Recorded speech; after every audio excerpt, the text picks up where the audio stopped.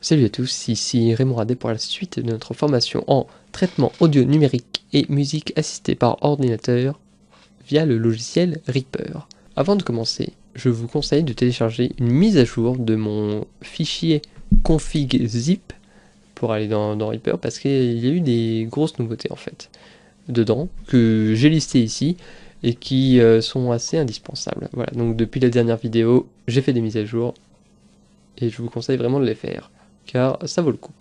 Alors ensuite, une fois que vous avez téléchargé votre fichier de mise à jour ici, je vous remonte la démarche pour l'importer. Vous allez dans Options, Préférences, Général, Importer la configuration. Vous allez charger le fichier qui vient d'être téléchargé, et bim, vous avez tout comme moi. Alors n'oubliez pas qu'il faut régler votre appareil audio. Si vous êtes sous Windows, ASIO et en sous-menu ASIO for All, qui ici n'est pas présent. Bien sûr, je dis ASIO for All, mais si vous avez une carte son qui a ses propres pilotes ASIO, vous mettez cela. Et si vous êtes sous Mac, il me semble que le truc par défaut, enfin le système audio choisi par défaut, est bon, plusieurs objectifs aujourd'hui. Déjà, je vais vous montrer un petit peu comment se gère l'interface de Reaper, et ensuite, nous allons faire du son. Nous revoici sur Reaper, et alors, je vous avais dit que nous allons parler un petit peu de l'interface. Donc déjà, on va dire ça qui n'a rien à voir avec le Reaper. Et donc nous voici sous Reaper. Alors, il y a plusieurs panneaux à comprendre, plusieurs notions dans l'interface à comprendre, parce que c'est des termes dont je vais parler sans cesse. Alors, ce qui est ici, c'est la zone d'édition. Quand je clique ici, je déplace le curseur d'édition. Quand j'appuie sur lecture, nous voyons ici le curseur de lecture avancé. Ici, c'est la zone du timecode, où on peut définir s'il s'exprime en mesure, en battement, enfin en mesure battement, ou en minutes secondes, ou autre, en heure, ou ce genre de choses. Nous avons ici une barre d'outils. Ceci, les boutons ici, c'est la barre d'outils principale. Ici, c'est la barre de transport, avec les boutons lecture, play, record, et le timecode ici, le timecode du curseur d'édition. Si je fais une sélection, comme ceci, cliquer, glisser, ça s'appelle la sélection temporelle. Si je double-clique, je crée une nouvelle piste. Donc ça c'est une piste, ça c'est une piste. Si j'appuie sur ce petit bouton, il y a le clavier virtuel qui s'affiche.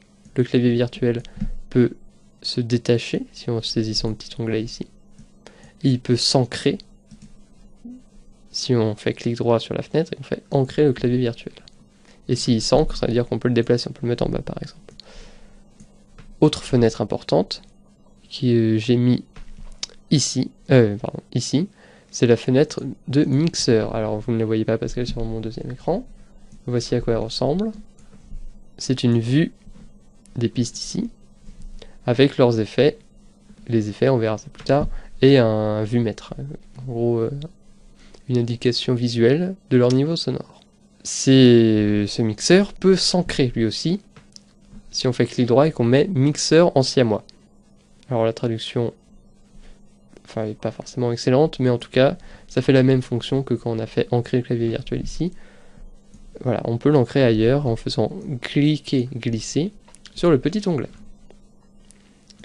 Et basiquement, à peu près toutes les fenêtres sous Reaper ont cette fonction de s'ancrer, et en général, enfin cette possibilité de s'ancrer quelque part dans l'interface, et c'est ce qu'on appelle, c'est ce qu'ils appellent en tout cas, ancrer dans le dock. Donc souvent le dock ça veut dire que voilà, on va pouvoir le mettre voilà, comme ça sur l'interface avec des fonctionnalités de magnétisme et de redimensionnement des autres modules qui sont attachés à l'interface. Donc voilà. Une autre fenêtre importante est accessible via ce bouton ici. Afficher la liste des actions. Ici est recensé toutes les actions possibles dans Reaper. Donc c'est extrêmement pratique, parce que des fois on clique sur un objet, on se dit comment on fait ça déjà? On appuie sur la fenêtre d'action, on tape, donc par exemple, peut-être pas supprimer, mais bon, si, bon, voilà. Supprimer, là on cherche ce qu'on veut. Ah bah oui, c'est ça que je voulais supprimer le contenu derrière les objets, Shift X, ok, où on appuie sur exécuter, et voilà. Extrêmement pratique. On aura l'occasion d'y revenir plus tard. Mais pour l'instant, on va se contenter des boutons et des fonctionnalités que j'ai moi-même insérées, et que celles que j'utilise le plus souvent. Dans la prochaine vidéo, nous allons voir comment insérer une piste et mettre des petits sons de batterie dessus. Voilà, ça va être notre premier exercice. À très bientôt.